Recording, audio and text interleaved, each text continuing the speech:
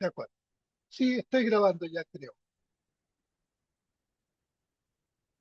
Sí, profe, ya está grabando. Estamos grabando. Bien. Bueno, un repaso general de la presentación que vimos en la clase anterior. Recuerden, ustedes ven el mouse, ¿verdad? Sin problema. En la presentación, cómo se mueve el mouse.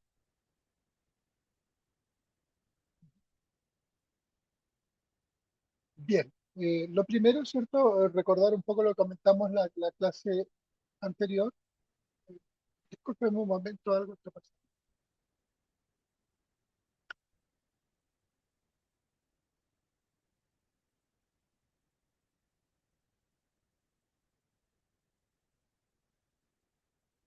Está cambiando.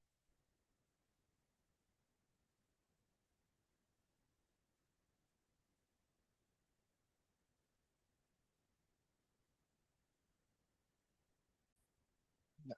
Bueno, básicamente el comentario que quería hacerles era partir con lo que revisamos la semana pasada. Eh, Algunos conceptos que de alguna manera son bastante repetitivos en tema de RMM desde el punto de vista del diseño, la comprensión de los experimentos, tiene que ver con el concepto de pulsos y tiempos. En general, la comparación que nosotros hacemos acá, que es un poco la primera que relaciona experimentos monodimensionales, pero con experimentos multipulsos, es la comparación entre un espectro normal de carbono 13, que aparece con un sistema, un diagrama de pulsos muy simple, que básicamente corresponde a aplicar un pulso pi medio de 90 grados, que es lo habitual, y recoger la phi. ¿Cierto? La transformación de Fourier me entrega el espectro de carbono. Habitualmente el carbono que se informa o en la mayoría de los trabajos el que se realiza es el espectro de carbono desacoplado. Por lo tanto, ¿cierto? En el diagrama de pulso se incluye en el segundo canal, que acá aparece como protones, un pulso de desacoplamiento en todo el ancho de banda que corresponde a protones y por todo el tiempo que se realiza el experimento. En la práctica, ¿qué significa esto? Que mientras yo estoy pulsando carbono 13 y carbono 13 relaja, no tiene ninguna posibilidad de que la relajación de los núcleos de carbono 13 que fueron activados por el pulso de 90 pueda compartir energía con los núcleos de protones. Por lo tanto, la relajación T2 no ocurre hacia los protones y yo no voy a observar en el espectro el fenómeno del acoplamiento químico, que normalmente corresponde obviamente a un impacto del acoplamiento que modifica la velocidad angular y por lo tanto la frecuencia de resonancia y que hace que las señales se desdoblen, formen triplete, etc. Entonces, ¿cierto? El primer experimento multipulso es un experimento simple de carbono 13 desacoplado. Cuando se quieren hacer experimentos un poquito más sofisticados, lo conversamos la otra vez, manejamos obviamente la relación de los núcleos que me interesa perturbar y sobre los cuales quiero actuar. En el segundo diagrama, eh, la primera mirada que uno tiene que observar es de dónde está recogiendo la FID. En este caso, la FID se está recogiendo del carbono 13, por lo tanto, el espectro que voy a obtener va a ser un espectro de carbono 13. Si este espectro está codificado por una serie de pulsos previos, lo que yo voy a recoger va a ser un carbono 13 especial. Normalmente estos carbono 13 reciben el nombre de DEP. En la práctica, ¿cierto? En el ejemplo, nosotros vemos dos DEP que son los de 90 y el DEP de 135. ¿Cómo se consigue? Bueno, a partir precisamente de un juego de pulso. Si nosotros miramos en el diagrama, yo estoy actuando sobre dos núcleos distintos, carbono y protón. En la práctica, ¿cierto? La mayoría de las moléculas tienen carbono y protón, por lo tanto, los experimentos de prioritariamente se hacen sobre experimentos de carbono 13. Sin embargo, también se puede hacer un TEP sobre nitrógeno, no habría ningún problema, y en ese caso uno de los canales debería ser, en vez de carbono 13, debería ser de nitrógeno químico. Volviendo a la explicación del carbono 13, lo que yo tengo entonces es el experimento de que tiene una codificación de pulso especial y que lo diferencia de otros tipos de experimentos de carbono 13 que también buscan los mismos efectos, que son un experimento conocido como INEP. Este es experimento, el DEP, sin embargo, el que se usa mayoritariamente porque resulta más eficiente. ¿Cómo se consigue? Primero, ¿cierto? Aplicando un pulso de 90 grados en protones. ¿Qué consigo con esto?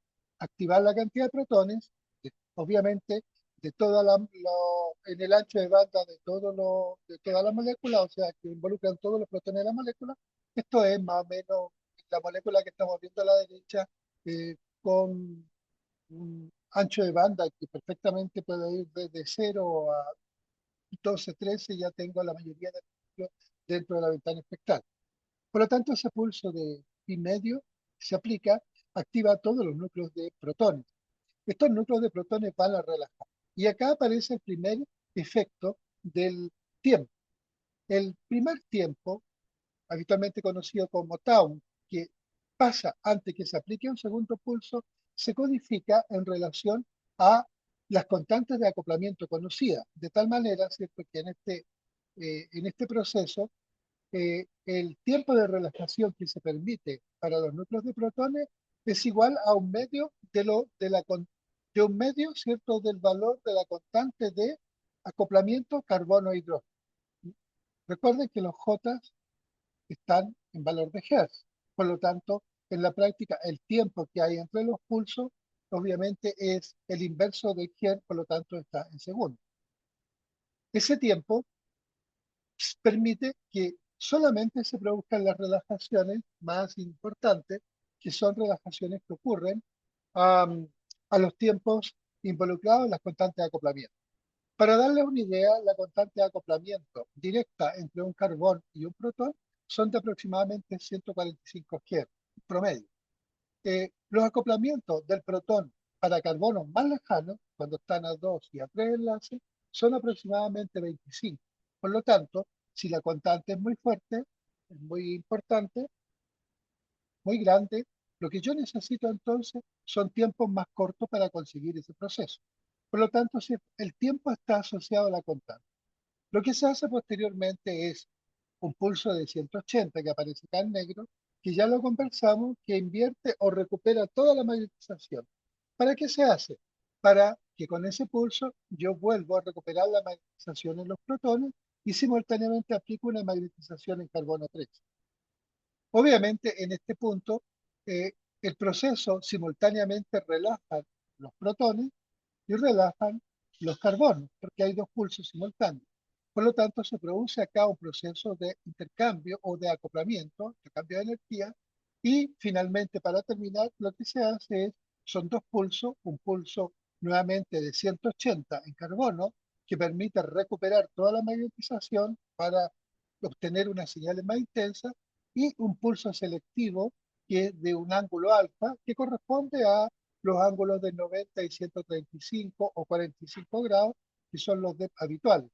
Con ese pulso selectivo y esperando nuevamente el tiempo del J, ¿cierto?, se termina el experimento desacoplando protones para que no siga ocurriendo el fenómeno de acoplamiento, porque si no me desarma toda la codificación previa. Desacoplado el protón, se empieza a recoger la phi del carbono 3. Cuando se hace la transformada de Fourier, lo que yo obtengo entonces son los experimentos del 90 y del 135. ¿Qué hace el pulso alfa o este último pulso en protones? Bueno, me permite, si el ángulo es de 90 o el pulso es de 90, obtengo solamente señales CH positivas. Si por el contrario ese pulso es de un ángulo de 135, lo que yo obtengo es señales CH y CH3 en positivo y CH2 en negativo. Además, claramente, como yo estoy viendo y codificando el experimento para acoplamiento a un enlace, los carbonos cuaternarios no van a aparecer en este experimento porque no están directamente enlazados a protones. Esa es la codificación final. En resumen, ¿cierto? Lo que nosotros tenemos es experimentos que son codificados por por la siguiente razón. Son pulsos que aparecen acá con preparación, que serían los pulsos previos, evolución, que serían todos los tiempos entre pulsos, y mezcla, que es el pulso final antes de recoger las pilas. Eso es lo que hay que recordar de los experimentos multipulsos. ¿Alguna consulta?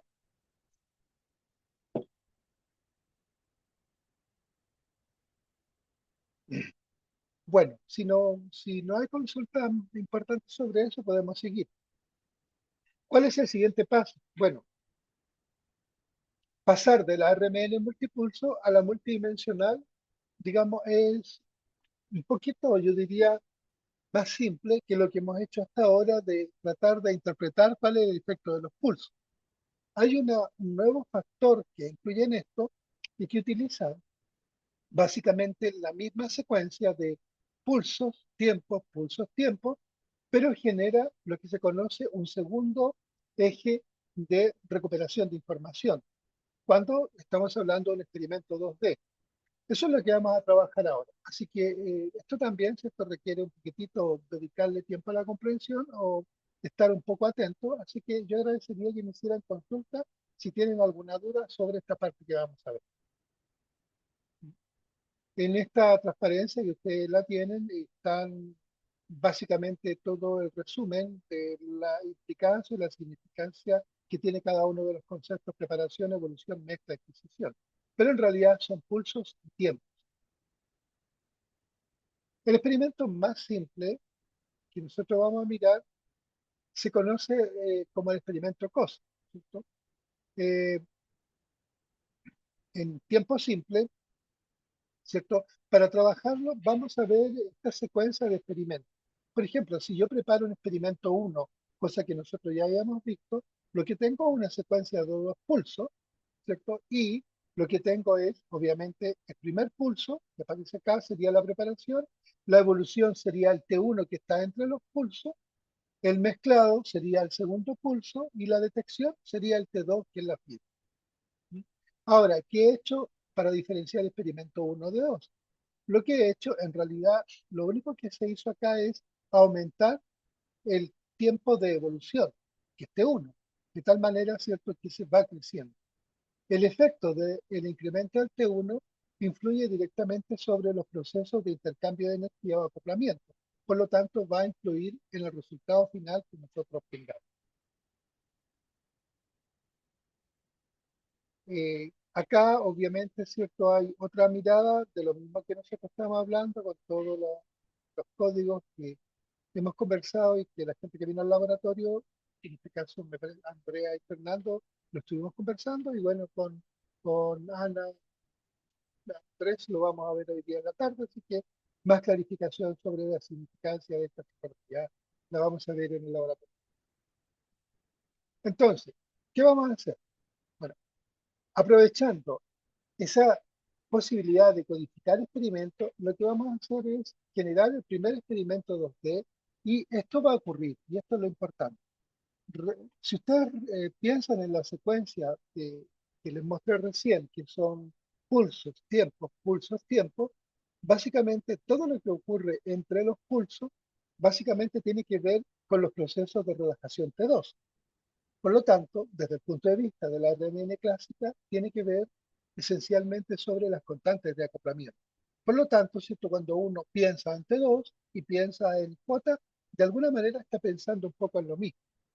El acoplamiento J, que es el clásico que nosotros vemos, tiene que ver con lo que uno observa en un experimento clásico de protones. Para ello, el primer experimento 2D que vamos a hacer va a ser un experimento 2D llamado homonuclear. ¿Por qué?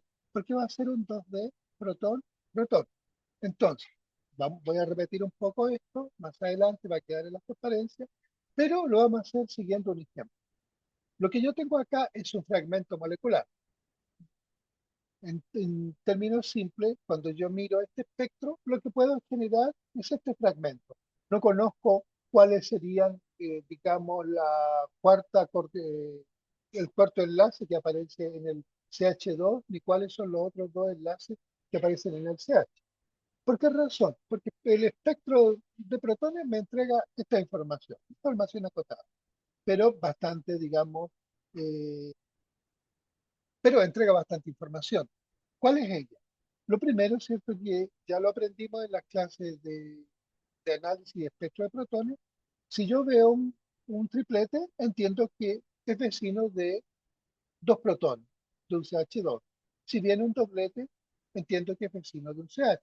Por lo tanto, ¿cierto? Este espectro corresponde a esta molécula. También yo sé que la distancia que hay entre los máximos del doblete corresponde al valor de J, y que debe ser el mismo que yo puedo medir en el espectro desde el triplete. También, ¿cierto? La relación de integración 2:1 concuerda con el fragmento molecular. Por lo tanto, ¿cierto? Este espectro me permite construir este fragmento molecular. Como es un fragmento molecular conocido, si nosotros aplicamos sobre este fragmento un experimento 2D, deberíamos entonces entender qué es lo que vamos a observar como elemento nuevo y qué ventajas tiene sobre el análisis de acoplamiento en un espectro protón. Obviamente también la limitación. Entonces, ¿cierto? En la práctica, si uno generaliza, lo que yo tengo acá es aplicado para carbono y protones, pero en la práctica funciona para cualquier núcleo que tiene spin medio.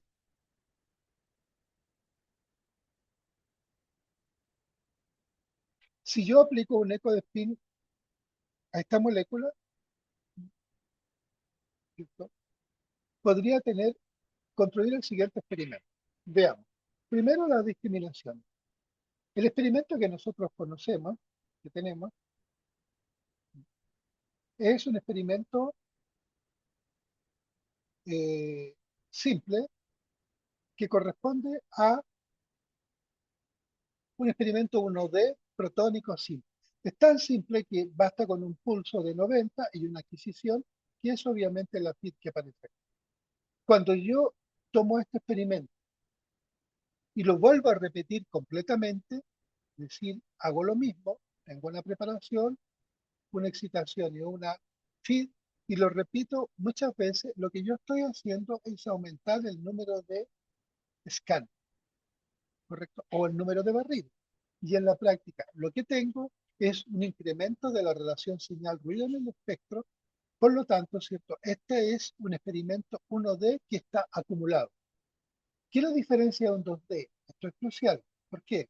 Porque uno puede tener la tendencia que basta sumar 1D, que sería ese espectro, con este otro experimento y puedo tener un 2D. Y esto es incorrecto.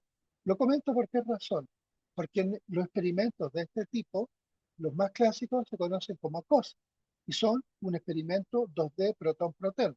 Entonces, como en los espectros, normalmente aparece pegado, digamos, en las publicaciones o en los libros, el espectro de protón para arriba, ¿cierto? Y en el otro costado aparece exactamente lo mismo. Entonces se puede tender a pensar que lo que yo tengo, ¿cierto?, es sencillamente dos espectros de protones que se eh, toman y se procesan, llamémoslo matemáticamente o computacionalmente, para tener un 2D. Eso no es correcto. El experimento 2D es un experimento que se obtiene en el equipo y la FIT es una FIT 2D que es distinta a la FIT 1D. Por lo tanto, yo puedo procesar la FIT 2D de muchas formas, pero no puedo conseguir una FIT 2D sumando FIT 1D. Eso es lo primero. Por lo tanto, ¿cierto? Yo creo que esto quizá insistiendo mucho en este punto, porque nosotros ya habíamos conversado que un experimento multipulso es la secuencia de pulso que involucran tiempos eh, y más de un pulso. Por ejemplo, en la secuencia 90i T1, 90x T2, va a ser un experimento que tiene una preparación, tiene una evolución, una mezcla y una adquisición. Este es un experimento multipulso. Este experimento multipulso se convierte en 2D cuando yo genero esta FID y este T1 también lo convierto en una FID. Y eso es lo que vamos a ver. Entonces, ¿cómo se consigue eso?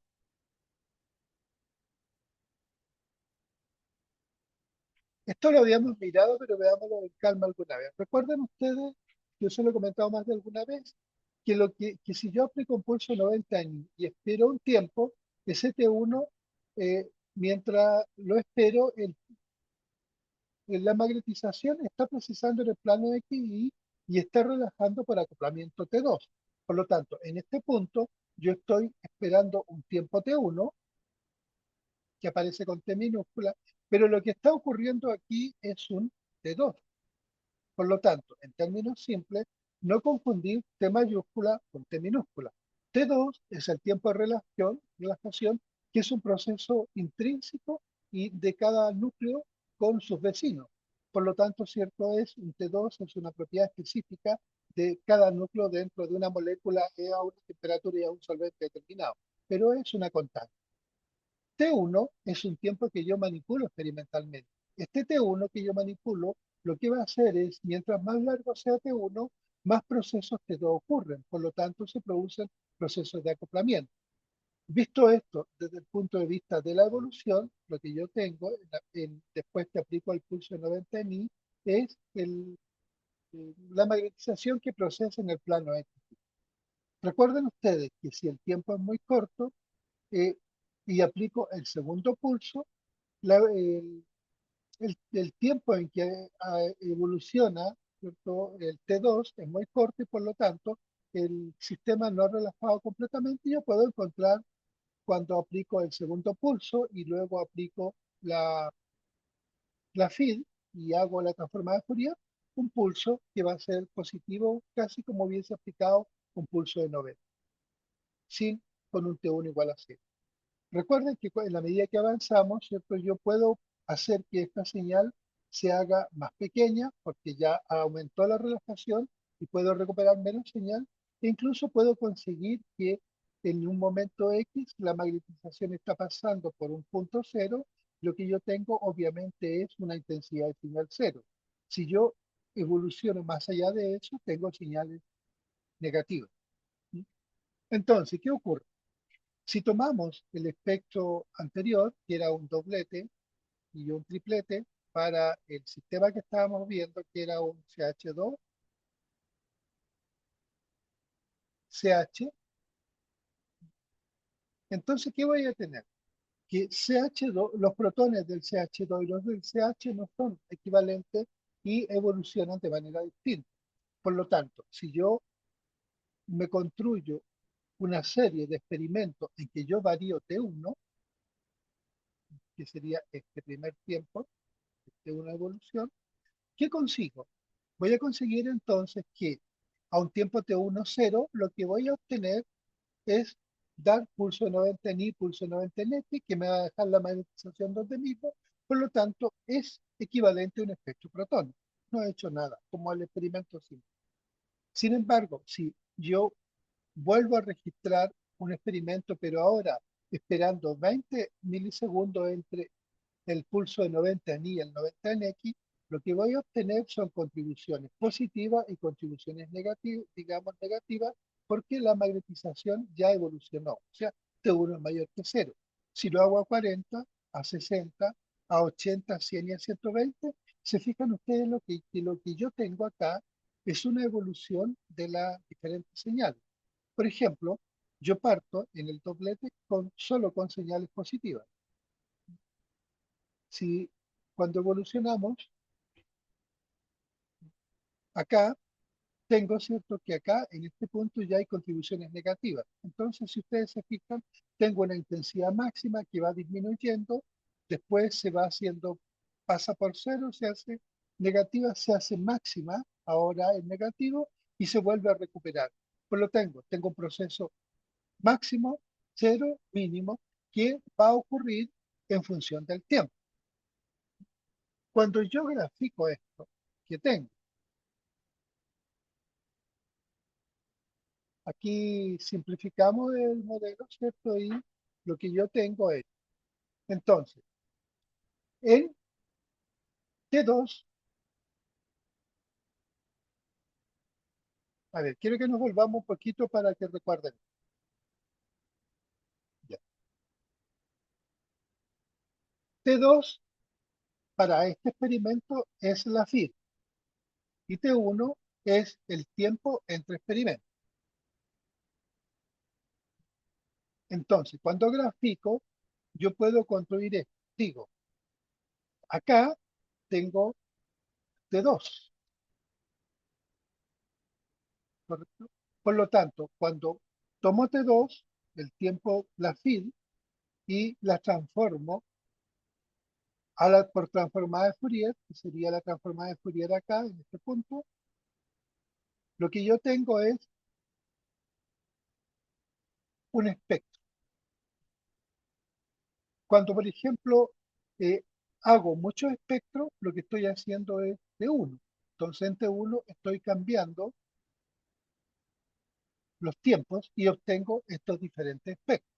En la práctica, el experimento que queremos construir en realidad es una matriz de varios experimentos. ¿Cuántos? En el ejemplo tengo 1, 2, 3, 4, 5, 6 espectros que se midieron a diferentes T1 en secuencia. Entonces, ¿qué tengo finalmente? Muchos espectros que están en la frecuencia T2, tal como lo conocemos, y muchos espectros en un segundo eje que ahora va a ser como un eje Y. Lo interesante es que si yo tomo el máximo cuando parto y voy haciendo esto, lo que yo tengo paso por cero y empieza a crecer. En la práctica, lo que yo tengo es esa secuencia. ¿Qué pasa si yo continúo con esto? Tal como se muestra en el experimento anterior. Lo que yo hago es máximo cero, máximo negativo, hasta máximo positivo. Y esto va a ocurrir, ¿cierto? Puede ocurrir muchas veces. Lo que tengo entonces es en el segundo eje, como resultado, una segunda feed o pseudo feed, que sería más correctamente. Entonces, lo que yo tengo acá es algo que va a ocurrir en función de T1, haciéndome una segunda función de onda. ¿Cómo la feed es una función de onda y esta es una función de onda? ¿Qué es lo que se hace con esta pseudo feed? Bueno, lo que se hace es aplicar una transformada de Fourier en los dos. Vamos a ver si ustedes me pueden seguir acá. No hay forma de construir esto mejor, pero intentemos ver. Si lo que yo hago, ¿cierto?, es la secuencia tiempo-tiempo, que sería tal como yo defino el experimento, eso significa, por ejemplo, que si yo tengo el diagrama de pulso que estamos usando, este va a ser T1, el tiempo 1, y este va a ser el tiempo T2. Son tres chicas, ¿ok? Por lo tanto, T2, que es la feed, es la que yo voy a encontrar en este eje. Si ustedes miran acá, ahí tengo la feed, ¿ok? Para el primer tiempo, que sería un tiempo 1. Después, ¿cierto? Si ustedes se fijan, yo puedo tener una segunda feed, que sería la otra. Y así voy construyendo una secuencia de feed de todos los colores. Ahora, entonces, en este experimento lo que yo tengo graficado es la evolución en el T2 y la evolución en el T1 que ya la habíamos visto. Por lo tanto, son muchas feeds. ¿Qué hago? Cambio acá en el segundo proceso, digo voy a transformar F2.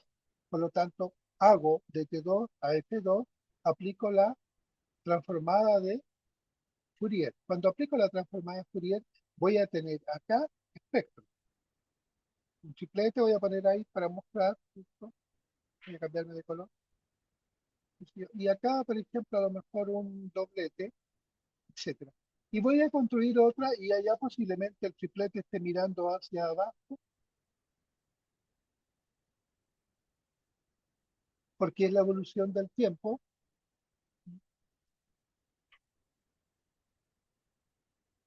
Y el otro puede seguir mirando qué sé yo, hacia arriba. Entonces lo que yo tengo es una serie de espectros. Esos espectros, como les comentaba antes, si yo paso después por el valor cero y después vuelvo a tener el triplete en positivo, después lo vuelvo a tener, qué sé yo, en cero, después lo tengo en negativo. Lo que yo tengo es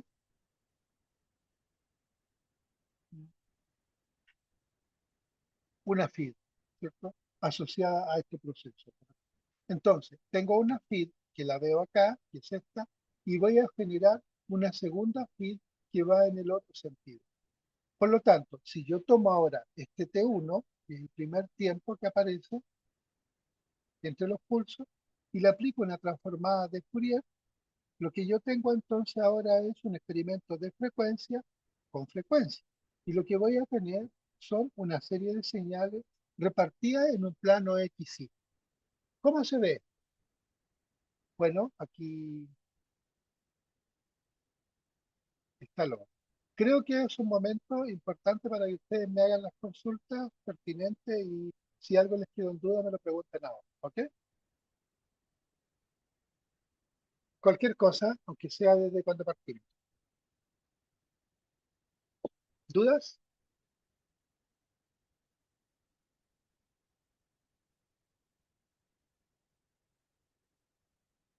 ¿Nada? ¿Todo bien?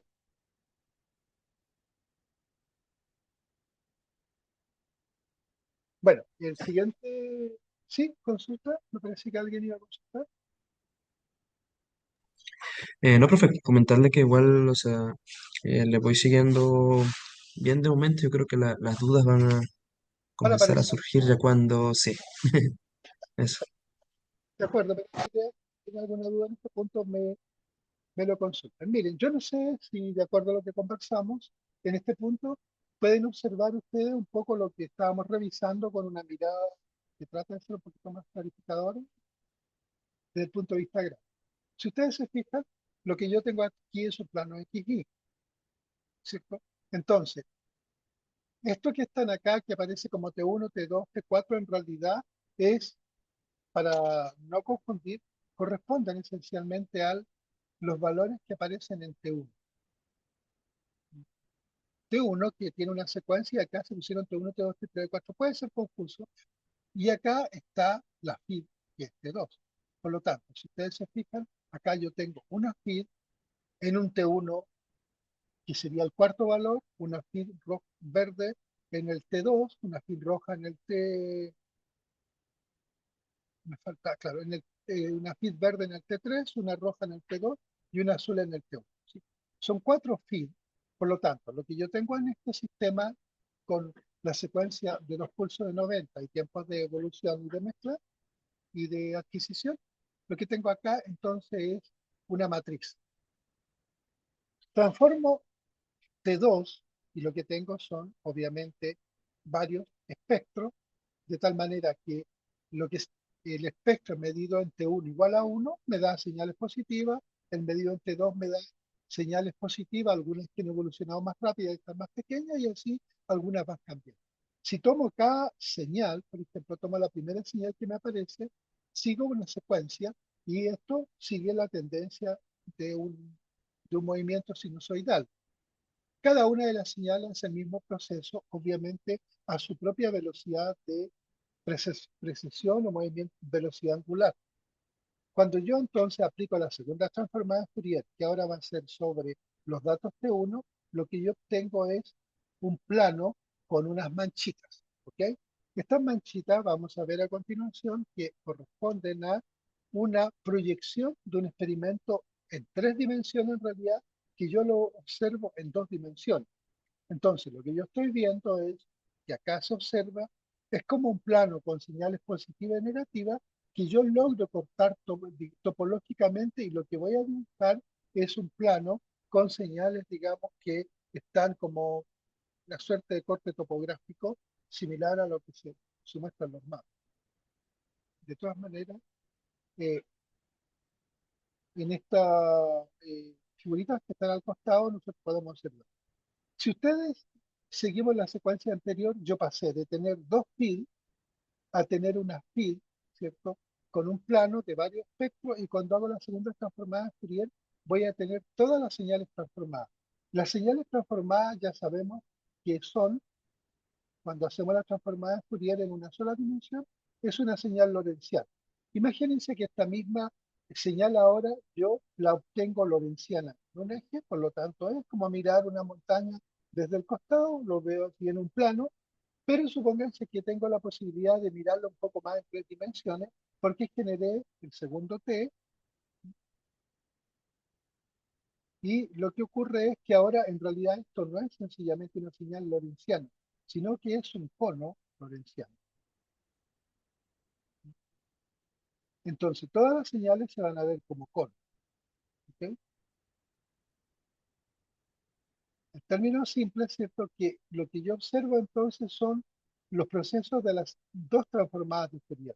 Cuando quiero mirar eso de manera más comprensible, no lo hago en- en tres dimensiones. Si ustedes se quieren entretener, el metro le permite hacer una proyección en tres dimensiones de los espectros 2D como COSI también. Pero lo que uno acostumbra a mirar básicamente son este tipo de espectros, donde lo que uno busca señales que en el fondo me informan de correlaciones, y las correlaciones que yo observo en este espectro son nada más cierto que la evidencia que hubo un proceso de intercambio de energía o un acoplamiento entre dos núcleos. Eso es lo que vamos a buscar.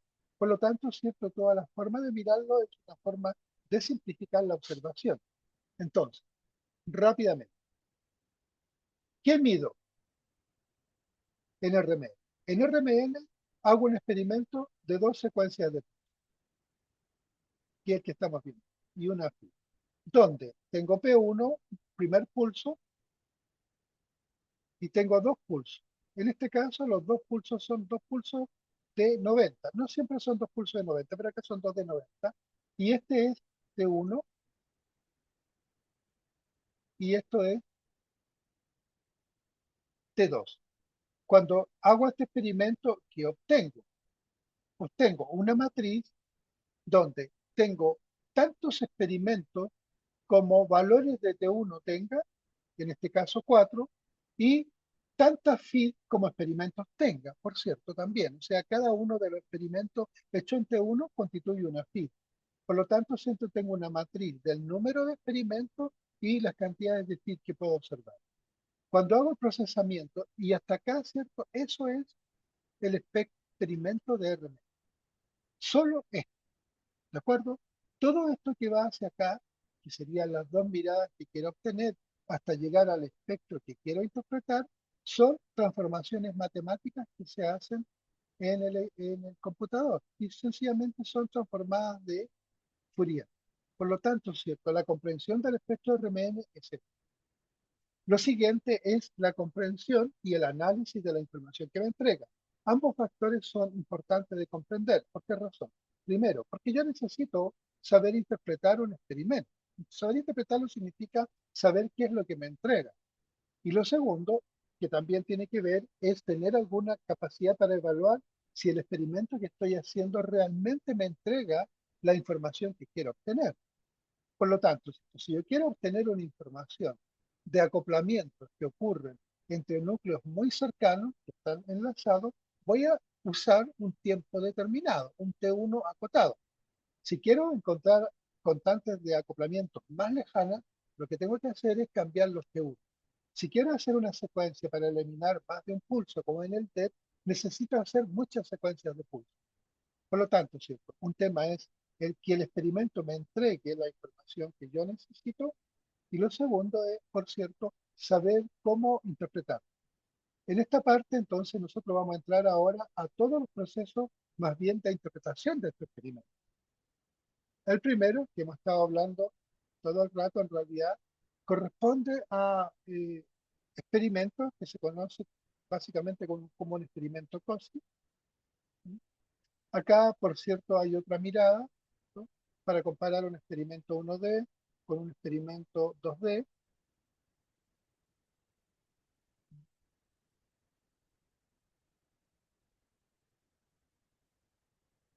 ¿Cómo se observa? Y lo que hemos hecho, tiene este nombre. Experimento COSI, que, bueno, es espectroscopía de correlación, la correlation spectroscopy en inglés, como se definió, ¿cierto? Entonces, aquí está el espectro de, del experimento que se hace, es este, y cómo después de aplicar las transformadas Fourier, yo lo transformo en un espectro, ¿cierto? Interpretable. ¿Qué veo? Veamos. Lo primero que yo les comenté era que lo que nosotros queríamos ver acá era el valor de 2. Queríamos observar eso. Por lo tanto, lo que me interesa es ver en este experimento un tipo de acoplamiento específico en el experimento COSI. ¿Cuál es? Que HA se acople con un vecino que está a 3 enlaces. Por lo tanto, la espectroscopía de correlación es una espectroscopía que observa la relación entre núcleos de protones u otros núcleos, pero lo vamos a ver para protones, que son vecinos a tres enlaces. ¿Cómo caracterizo eso? Porque las constantes de acoplamiento, los valores de J, son conocidos y se mueven entre aproximadamente 5 y 18 Hz, por lo tanto, usando un valor promedio, yo voy a obtener esta información. Por lo tanto, con información previa, ya defino el P1. Entonces, ¿qué tipo de experimento es? Es un experimento protón, por lo tanto, yo tengo que saber que tengo que hacer todo el experimento en, digamos, la bobina que me permite medir protones, o hago la selección de los protones. Cuando termino el experimento, obtengo esto, y obtengo como HA y HB son dos núcleos vecinos. Aquí vamos a simplificar. Esto debería ser un doblete, pero lo vamos a poner como la única señal para no complicar un poco más. Digamos, ¿cierto?, que yo tengo HA y HB y que conozco el desplazamiento de HB y que conozco el desplazamiento de HA. Por lo tanto, sobre el espectro que yo tengo, que es el espectro cuadrado, le pegoteo por arriba la zona donde deberían aparecer las señales del HA y el HB. Entonces, ¿qué relación hay? Que el experimento monodimensional, que sería HA con HB, es equivalente a lo que está en la diagonal. Por lo tanto, en la diagonal es como si yo represento nuevamente el experimento monodimensional. Todo lo que está fuera de esa diagonal corresponde a el núcleo A, que es este, que está perturbado acoplado por B. Y acá el núcleo B, que está obviamente acoplado con A. ¿Qué me está diciendo este experimento? Que si yo observo esta correlación fuera de la diagonal, significa que H y HB inequívocamente son vecinos, ¿cierto? Hay algunos artefactos que lo vamos a conversar con detalle, pero lo primero, el experimento COSI está hecho para obtener eficientemente las correlaciones entre dos protones que están a tres enlaces. Y este es el experimento COSI. Algunos ejemplos, por la hora vamos a tratar de llegar a este punto. Unos ejemplos se observan acá.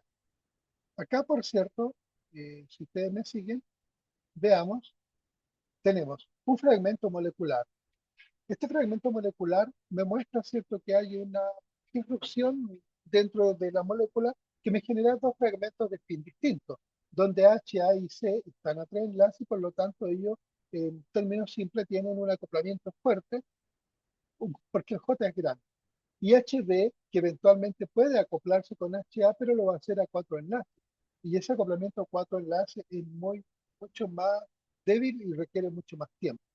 Como en el experimento yo ajusto para las constantes de acoplamiento a tres enlaces, por lo tanto tiempo es grande, no debería observar un acoplamiento entre HA y HB y menos entre HC y HB que están más lejos.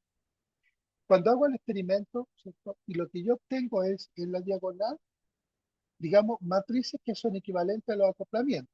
HA y HC son, digamos, un solo protón y por lo tanto se acoplan generando dobletes. En el espectro de arriba se muestran las posiciones de HC y HA. Por lo tanto, HC, ¿cierto? ¿Qué hace? HC, voy a buscar un color que me permita ver. HC que está acá, ¿cierto?, se proyecta y esta es la señal de HC.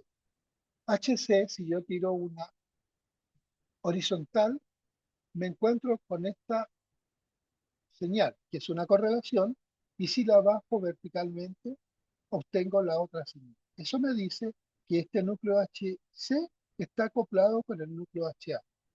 Si lo hago de manera distinta, puedo partir por HA y digo horizontal, vertical, y construyo, ¿cierto?, una forma de mirar los COSI, que es construir un cuadrado, ¿cierto?, en que los vértices, por cierto, están en la diagonal, y eso es información inequívoca que HC y HA están acoplados. ¿Qué pasa con HB? Si ustedes observan HB, en HB yo no tengo la correlación, por lo tanto acá no hay nada, ¿cierto?, ni que me permita, ¿cierto?, decir que esto está encontrando con HC, y tampoco hay nada que me diga que se está encontrando con HA. Por lo tanto, conclusión, HB es un singlete que es sistema de espina aislado del resto de los protones, a más de 3 enlaces, HA y HC forman, son dos vecinos de 2 enlaces vecinos. ¿Ok? Disculpen un momentito.